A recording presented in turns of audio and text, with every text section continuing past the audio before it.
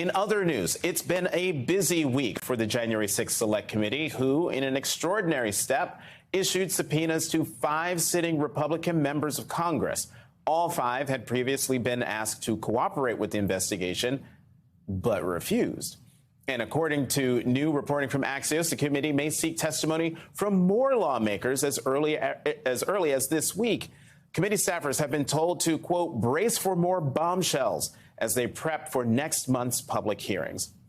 Joining me now, fresh from winning her 4th Pulitzer Prize, is Carol Leonnig, Washington Post national reporter, MSNBC contributor, and co-author of I Alone Can Fix It. Congratulations, Carol, on your latest win with the Washington Post team, and welcome back to the Sunday Show.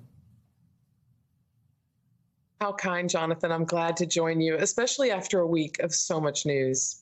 So much news. And, I'm also jealous. I just have 1 Pulitzer. You've got 4. So that just speaks to how incredible a reporter you are. Let's talk about these subpoenas. What do you make of them?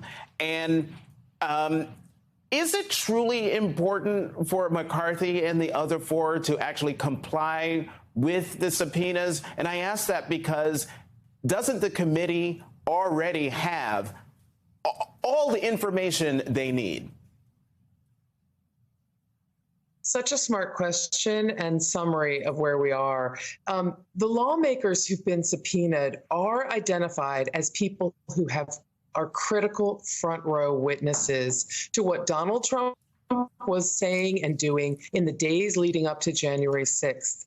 And they've been identified through their own text messages or emails with especially Mark Meadows, in which they were on the phone with President Trump, on the phone with Mark Meadows, doing different things. One, sometimes encouraging Donald Trump and helping plot for how he might block the certification of the duly elected President Joe Biden. And sometimes they were talking with him about how to put pressure, like Jim Jordan, who you just have on the screen, putting pressure on other lawmakers to try to stop the election results from going forward. In essence, Jonathan, sidelining democracy and sidetracking it. So their testimony would be no doubt fascinating, but you are so right that already the committee has a very good idea what all of these individuals, Biggs, Brooks, Perry, Jordan, and McCarthy have said and done. And do you know why? Because they've interviewed 500 other people already, some of them on the staffs of these lawmakers. So they have a good idea of what they did and said and what they know about Donald Trump. I have to say, I'm unsure about what the committee's purpose is in subpoenaing these individuals, except they have a total right to do so because those lawmakers refuse to cooperate, refuse to answer questions about a key attack on democracy. They will not, I promise you, they will not get answers from these members before hearings. But perhaps in a fight with the appellate courts and in the Supreme Court, ultimately, they may get the answers at the end of the day. Carol, you are a news side reporter. I'm on the opinion side of the paper, so I'm going to give my opinion. I just think that a sitting member of Congress has a patriotic duty to answer the questions of a committee investigating an attack on their workplace, which also happens to be a cradle of American democracy. So I'm just going to put that out there. But, these hearings are supposed to start on June 9th. Could you walk us through the types of information we could see being presented by the committee? It's one thing to have, say, Minority Leader Kevin McCarthy, sitting before the committee and answering questions. But as you said, 500 people have already come forward and testified before the committee. What other types of evidence might the committee present to the American people? So on your first point, which was your opinion, I would say, and then just echo that, not my opinion, but the chairman, Benny Thompson, has said that this is their patriotic duty and he hopes these lawmakers come forward. To your next question, I would offer this. I think we're going to see some pretty chilling and scary narration by real people who will be a mixture of bold-faced names and names you've never heard before. Congressional aides that make Congress work, take notes. In the White House, you're going to hear from White House aides who formerly were there, describing a couple of things. One, what the president was planning and hoping for to whip up his supporters to help block this certification. I think you're going to hear some pretty damning, if you could believe anything can be more damning than what we've already seen, pretty damning testimony about that effort to create what one of the Congress members that was in Donald Trump's team or in his den called maximum pressure from the outside of the building onto the inside of the building and the lawmakers. I think the next thing you're going to hear, Jonathan, is some terrifying, and their imagery is perfectly timed here, some terrifying testimony about people whose lives were in danger and what they experienced that day. Everything from near heart attacks, panic attacks, bludgeons in the chest. You're going to hear real-time descriptions of what people went through. So we don't pretend anymore, and nobody can pretend anymore after hearing them, that this was a bunch of nice tourists coming for a tour of the Capitol. Yeah, nice tourists ransacking the place.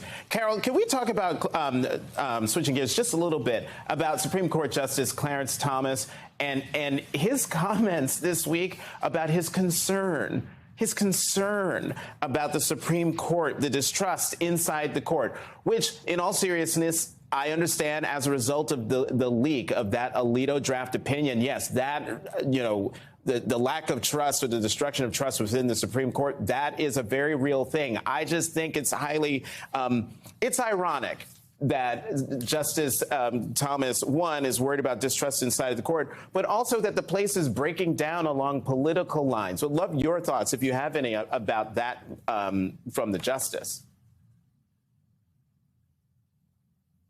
So I've been reporting around the issue of how this Alito opinion got leaked, but also all the context that preceded Alito being assigned to draw up a majority opinion that would strike down women's constitutional rights to abortion. It's no small thing, this opinion. And our understanding is that basically the conservative majority all agreed. There's 5 of us. We have the majority. We want to strike down Roe using this Mississippi case, and we believe the law supports us. And they charged forward in doing so, as the Alito opinion shows. Now, Clarence Thomas, and I'm so glad you asked about this, is the senior conservative justice in that majority, because what we have been hearing for a while is that the chief judge is no longer holding the reins. The chief judge was not inclined to overturn Roe in this opinion. And so there's a little bit of a fissure, a controversial schism between the conservative justices and their chief. At the same time, the leak, which has, everybody's pointing fingers at each other, and we don't have the answer, Jonathan. I hope we will soon, but we don't have the answer yet about how that came out and who had the motivation to leak this decision. But Clarence Thomas is angry, and you can feel it in his speech the other day. He is basically saying this is like a case of infidelity in a marriage. You're looking over your shoulder. People can explain to you that they did this, but you can basically never forget or trust.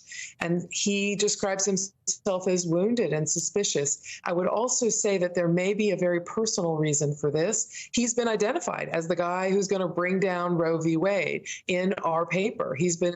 And so now you see Justice's homes being targeted by protesters who are beset with the fact that this 50-year-old right is about to be wiped out and taken away. We are going to be talking more about the court, about abortion, but also about the January 6th Select Committee and their hearings coming up. As always, Carol Leonnig of the Washington Post, thank you very much for coming to the Sunday Show.